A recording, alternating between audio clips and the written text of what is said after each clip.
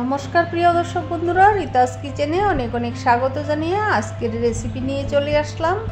আশা করি সকলেই ভালো আছো, আমিও ভালো আছি। চলো রেসিপিটি শুরু করা যাক। আজ আমি নিয়ে এসেছি লোকেল মুরগির পাতলা ঝোল।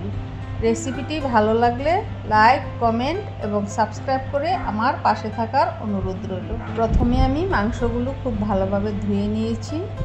এবারে মাংসে যা যা মশলা লাগে সবগুলো দিয়ে ম্যারিনেট করে নিচ্ছি। খুব ভালোভাবে ম্যারিনেট করে আমি প্রায় আধ ঘন্টার মতো রেখে দেব। ফিরে এলাম আধ ঘন্টা পর। চুলোতে একটি কড়াই বসিয়ে দিলাম। এবারে দিয়ে দিচ্ছি সাদা তেল 3 টেবিল স্পুনের মতো। তেলটা গরম হচ্ছে বন্ধুরা। এবারে দিয়ে দেব ফোড়নে গোটা জিরে, দিয়ে দিচ্ছি 3-4টে তেজপাতা। এগুলো একটু ভাজা হয়ে আসলে দিয়ে দেব গোটা গরম মশলা।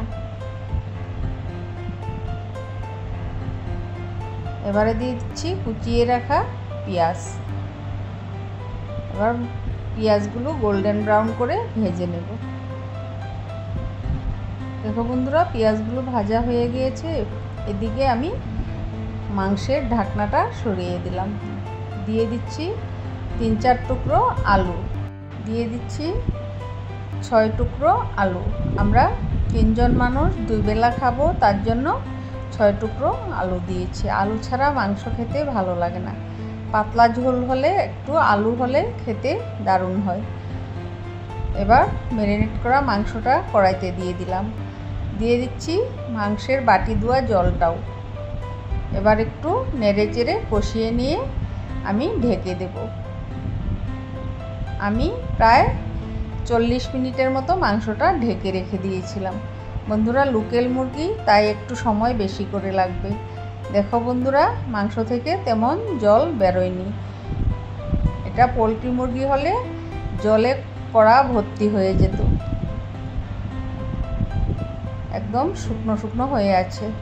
এবারে দিয়ে দিচ্ছি 2টি টমেটো টুকরো করে। তারপর আরও 5 মিনিটের মতো ঢেকে দিয়েছিলাম।